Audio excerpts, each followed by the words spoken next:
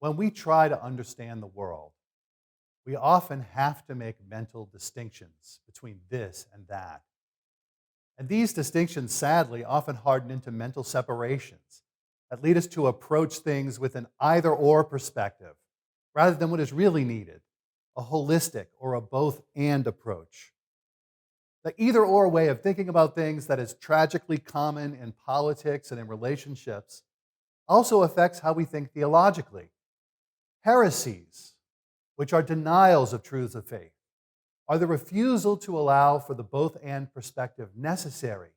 to assent in faith to the mysteries of God, such as the paradox of God's grace and our freedom, or of God being both one and three, Trinity, or Christ being both fully God and fully human,